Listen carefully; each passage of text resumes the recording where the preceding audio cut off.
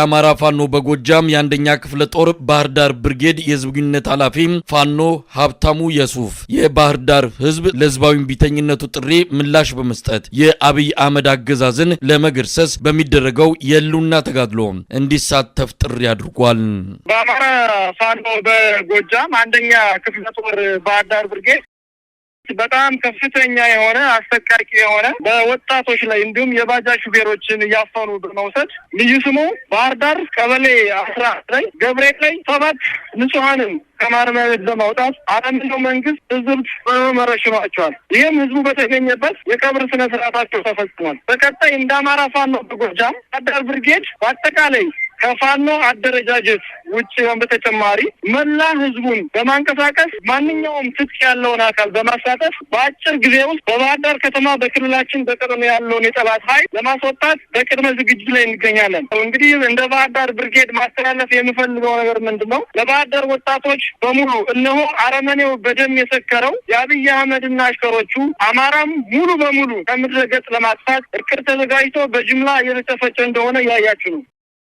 በማረሚያ ቤት 7 ንጹሃንን በማውጣት ረሽኗል። በቀበሌ 11 አባይ ማዶ ገብርኤል ህዝብ በተገኘበት የቀብር ስነ ስርዓታቸው ተፈጽሟል። በርካታ ወጣቶች ደግሞ በማፈስ ወደማይታወቅ እስር ቤቶች እየተወሰዱ እንዳሉ እንኳን ማወቅ አልተቻለም። ስለዚህ የባህር ዳር ወጣቶች ሆይ አንድ ባንድ እየተለቀምን ለእስርና ሞት ከመዳረጋችን በፊት ሁላችንም አንድነት በመፍጠር በመደራጀት 2008 ላይ እንዳደረግነው ለአንዴና ለመጨረሻ ጊዜ የክልላችን ህዝብና ሰላም ደህንነት የማረጋገጥ በእኛ በወጣቶች የታሪክ ኃላፊነት አለብን። ምንም እንኳን እኛ አሁን ላይ እንደ አማራ ላለመጥፋት የትጥቅ ትግል እያካሄድን እንገኛለን። ሆኖም ግን የተከበራችሁ የአማራ ወጣቶችና በክልሉ የተለያዩ ከተማ ነዋሪ እንደ አማራ ፋኖ በጎጃም የድርጅታችን ሊቀመንበር ያስተላለፏቸውን መግለጫዎች በመተግበር ሰላማዊ ትግል መስመር ከፋኖ ጋር መቆማችሁን እያመሰገን እያንዳንዱ የጠላት እንቅስቃሴ በቀን በሌሊትም መረጃ በመስጠት በንጹሃን ላይ የሚፈጸሙ ወንጀሎችን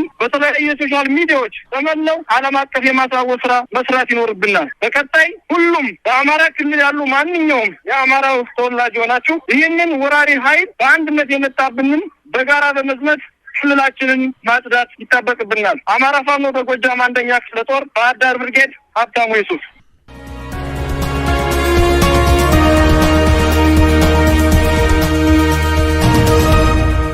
ቅዳሜ ዕለት በሰሜን ሸዋ ሞረትና ጅሩ እነዋሪ አካባቢ የአብይ አህመድ ሰራዊት የፈጸመውን የግፍ ተግባር ለመበቀል የአማራ ፋኖ የሸዋ ጠቅላይ ግዛት እዝ እሁድ ዕለት በርካታ ጥቃቶችን በመፈጸም በመቶዎች የሚቆጠሩ የአገዛዙን ሰራዊት መደምሰሱን አስታወቀ።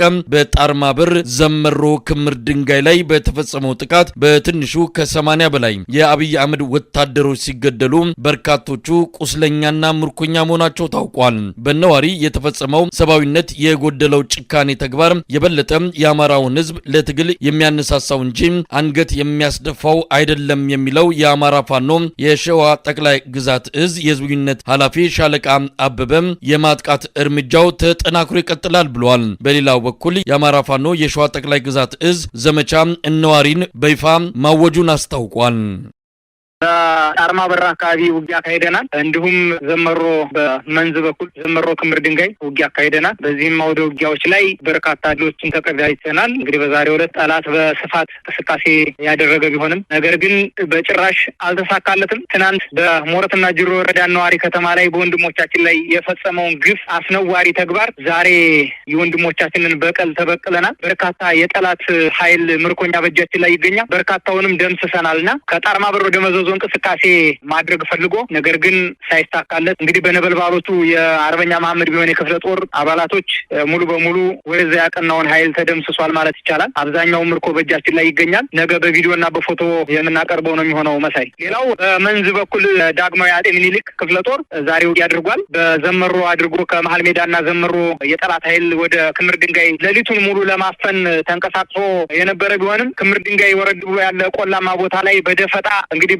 አርበኛ ልዑል እሱ ባለው ይባላል የክፍለ ጦሩ ዘመቻ አዛዥ በሱ አማካኝነት በታቀደው የጦርነት ስትራቴጂ መሰረት ክምር ድንጋይ ላይ የገባውን የጠላት ኃይል ሙሉ በሙሉ በሚባል ደረጃ ተደቁሶ ሙትና ቁስለኛ ሆኖ ወደ ኋላ ተመልሶ ወደ ዘመሮ የመሸገበት ሁኔታ ነው ያለ። እንግዲህ በርካታ የጠላት ኃይል ተደምስሶ ተደመሰሰውን የሬሳ እንኳን ይዞ አልወጣም። የአካባቢው ማህበረሰብ እንግዲህ ለሰብአዊነት ማንም የሚያክለው የለም። የአማራ ህዝብ የአካባቢው ማህበረሰብ በመቅበር ገዛ እያደረገ ይገኛል። የጠላትን ሬሳ መቼም የትም ይውደቅ አይባልም። ሰብአዊነት የተሞላበት ማህበረሰብ ከመሆኑም ባሻገር እንግዲህ ጠላት እዛ በርካታ ጊዜ የገባ ጠላት ወደ ክምር ድንጋይ ለረጅም ጊዜ ቢቆይም በገባባቸው ሰዓቶች ግን የአካባቢው ማህበረሰብ ኢሰብአዊ ድርጊት ሲያደርግ መቆየቱ ይታወሳል። ነገር ግን ያንን በቁጭት የአካባቢው ማህበረሰብ ይህንን ግፍ የፈጸመበትን ኃይል በቁጭት ኢሰብአዊ ድርጊት ከማድረግ በዘለለ የወደቀውን የጠላት ሬሳ አፈር በማልበስ እየተባበሩት ይገኛሉ እና ጠላት ዛሬ እንቅስቃሴ ቢያደርግም የፋኖ ኃይሎችን ለማፈን እንቅስቃሴ ቢያደርግም በዚህ አካባቢዎች ላይ ሳይሳካለት ከፊሉ ተደምስሶ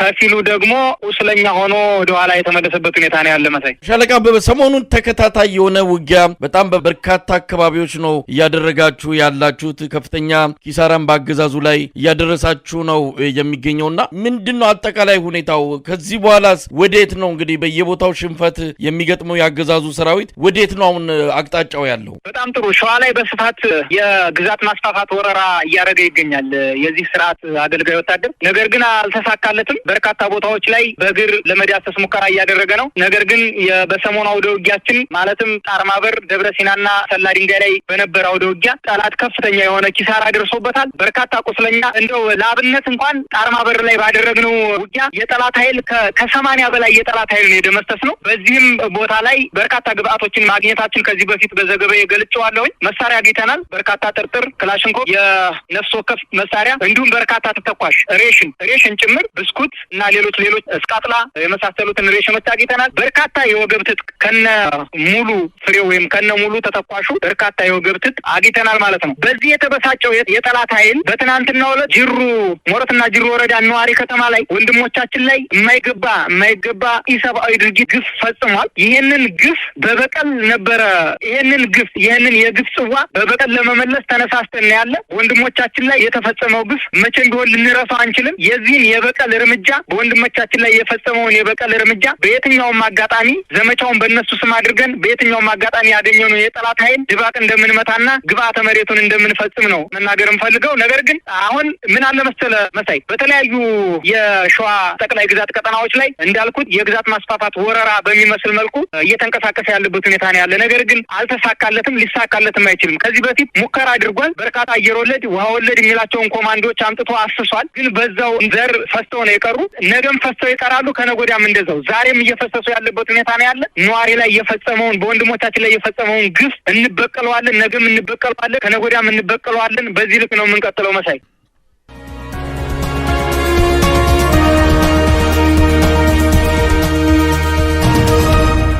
አብዛኛው የጎንደር ቀጠና ከአብይ አህመድ አገዛዝ ነጻ እየወጣ መሆኑ ተገለጸ። በርካታ አካባቢዎች በፋኖ ቁጥጥር ስር መግባታቸውን ለአንከር ሚዲያ በደረሱ መረጃዎች ተመልክቷል። እንዳቤት፣ አርብ ገበያ፣ ሐሙሲት፣ ሶሮቃ፣ ማሰሮ ደንብ፣ ደልጊም፣ ደንቢያ ገጠር አካባቢዎች አይንባን ጨምሮ አብዛኛው የማዕከላዊ ሰሜንና ደቡብ ጎንደር አካባቢዎች ነጻ መውጣታቸው ታውቋል። ካለፈው ሳምንት መጀመሪያ አንስቶ በተከታታይ እየተደረጉ ባሉ ውጊያዎች የአብይ አህመድ ሰራዊት በሰው ኃይልና በመሳሪያ ከፍተኛ ኪሳራ የደረሰበት መሆኑን የገለጸው የአማራ ፋኖ ጎንደር እዝ አመራር አባል ሻለቃ ደረጀ በላይ በቅርቡ ጎንደርን ሙሉ በሙሉ ነጻ እናወጣለን ሲል ከአንከር ሚዲያ ጋር ባደረገው አጭር ቆይታ ገልጿል።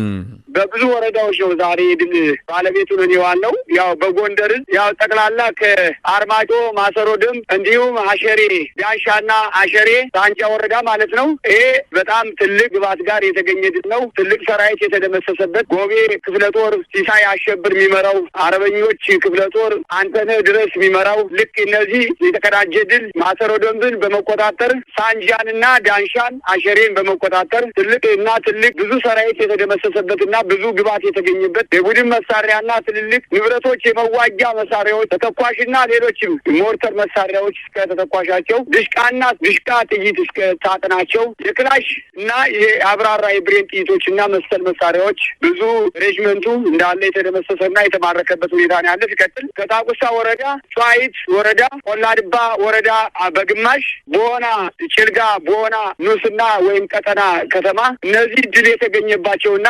የተደመሰሰበት ሰራዊት የተደመሰሰበት ሁኔታ ነው ያለ። ጨዋሂት ወረዳ ላይ ያው አንድ የመዋጊያ ዙ 23 የተደመሰሰና የተቃጠለ፣ 2 የህዝብ ማመላለሻዎች መኪና ወደ 7-8 የደርጊ አመራሮችን እንደያዘ እንዲሁ ተመርጦ ገደል የገባና 4 የመንግስት የዋና ባለስልጣን ብልጽግና ባለስልጣኖች የተሰዉ፣ ወደ 6 የሆኑ አንድ የጤና ባለሙያ ዋና ብልጽግና አመራር ኃላፊ፣ አንድ የፋይናንስ ኃላፊ እንዲሁም ከባድ ያው ይተርፋሉ የማያስብል ቁስለኛ የሆኑ በድምሩ በ8 ባስ እና በ2 አምቡላንስ ወደ ጎንደር የአማራን ህዝብ ለመጨረስ የማያዳግም እርምጃ መውሰድ አለብን ብሎ ብልጽግና ባደረገው የሴራ ስብሰባ ለመረድ የተዘጋጀ ቡድን በዚህ አይነት ዛሬ በገጠመነት ሳናስበው ነው። ያም አስበን ቢሆን እንኳን ወሬ ነጋሪ ማያገኝ ነበር። ልክ ያው ከቆላድባ በግማሽ ቀጠና ያልተወረረው ዙና ሌላ ዲሽቃዎች መጥተው ያው ትንሽ የቀረውን ቁስለኛ ሆነ አመራር ያው እንዲተርፍን ወሬ ነጋሪ አግኝቷል። በዚህ ላይ ነው ድላችን መሳይ መኮንን ይሄን የመሰለ ድል በአማራ ፋኖ ጎንደርን በአንዴ ያው ይሄን የመሰለ ድል ተገኝቷል። ያው ቀጣይም እንግዲህ ምን እንደምንሰራ ታውቁታላችሁ። ሻለቃ ደረጃ እንደው ከወትሮ በምን ይለያል? አሁን በርካታ አካባቢዎች ውጊያ መደረጋቸው፣ በምርኮ ደረጃም ቁጥራቸው የበዛ አብይ አህመድ ሰራዊት ወታደሮች መማረካቸው፣ እነዚህ ነገሮች ውጊያውን አጠቃላይ በወቅቱ ያለውን ሁኔታ የተለየ ያደርጉታል ማለት እንችላለን። ብዙ ውጊያዎች ናቸው፣ ብዙ ምርኮኞች አግኝታቸዋል። ከዚህ አንጻር ያገኛችሁትን ድል እንዴት ትገልጹታላችሁ? አረ በጣም መሳይ መኮንን ምን እኛ እንግዲህ ለጎንደር አስተያየት አስፈልግም ተሰጧችን አይደለ። ያው ቅድም በለሳ አካባቢ ላይ ያው እንደዚሁ የጎንደር ዕዝ ዘመቻ መሪ የጎንደር ዕዝ ዋና አዛዥ ምክትል ፋኖ ተሾመም እንዲሁ ዛሬ ከ120 በላይ ሚሊሻስ ወፍነከር መሳሪያው ቅድም ተሳስቼ ያልገለጽኩት ዛሬ ትልቅ ድል ተመዝግቧል። እንዲሁ ጸዳሉ የሚመራው እንደዚሁ ደቡብ ጎንደር ላይ በተመሳሳይ ዛሬ የተቀናጀ ድል አለ እና ስለዚህ ምን አለ መሰለ ያው አደረጃጀቱ ምናልባት የእኛ ጉዳይ እስካሁንም ቢሆን ማህበረሰቡና ህዝቡ ይጎዳል በማለት እንጂ ከተማ ላይ እንደ እንትን ተቀምጣለን የአብይና የብርሃኑ ጁላ ጦር እስካሁን መማረክ መምታቱ ማሸነፉም ለእኛ አቅቶና አይደለም። ነገር ግን ያው ሸነፍ የሽንፈት ምልክቱ ማህበረሰቡ በዙም ሆነ በድሽቃ እየደበደበ ወላዶችን፣ እናቶችን፣ አሩጎችን፣ ህጻናቶችን ስለሚደበድብ ቀስ አድርገን ሜዳ ላይ መስክ ላይ እያወጣን እየጎተትነ እንድናሸንፈው እስካለ ድረስ እንጂ አሁን ግን ያው ምንም አደጋጋሚ የሌለው የሞተውም ይግደል ሲሸነፍ መጥቶ ተረጥተው ወይም መጥቶ የሚሞተውን ይምታ። አሁን የመጨረሻ ድላችን በአስቸኳይ ይህን ገዳይ ቡድን እንደመስሳለን። በቃ አሁን ባንክ ቤቶችን ሁላ ንግድ ባንኮችን እየዘረፈን ያለ ዛሬ ያው የተወሰነ ብርን እያዝረከረከ ነው እየጣለ የሮጥ ከሻውራ ቋጥሮ ያመጣውን እንግዲህ ምናልባት ሰራዊታችን ምን ያህል እንዳነታ አላወቅንም እንጂ በየመንገዱ እያዝረከረከው ነው። ስለዚህ ያው የተዘጋጀው ወይም የተሰለፈው ጦር የሰለጠነው ሳይሆን ያልሰለጠነው አልቦ በመምታት አቆርጦ በመምታት ይሄን የመሰለ ነው። እንግዲህ ለጎንደር ምንም ስልጠና ማስፈልገው ጀግና ህዝብ ስላለነ ችግር የለም። እንደ ጎንደር መጠቃለያው እንደ አማራ ዝግጅት ያለው ቢሆንም እንደ ጎንደር ግን በቅርብ ቀን ጎንደርን የምንቆጣጠር መሆናችን በደንብ ላስረዳ እፈልጋለሁ።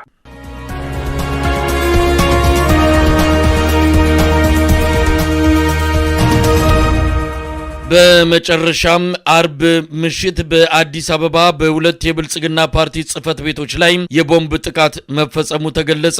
የማስጠንቀቂያ ነው በሚል የተገለጸው ይህ የቦምብ ጥቃት በሰው ህይወት ላይ ጉዳት እንዳላደረሰ ለማወቅ ተችሏል። ለጥቃቱ ኃላፊነቱን እወስዳለሁ ያለውና በህቡ የሚንቀሳቀሰው አካል ለአንከር ሚዲያ በላከው መግለጫ የአርብ ምሽቱ ጥቃት ለአገዛዙ የማስጠንቀቂያ ደውል፣ ለአዲስ አበባ ህዝብ ደግሞ የማነቃቂያ ጥሪ እንደሆነ አስታውቋል።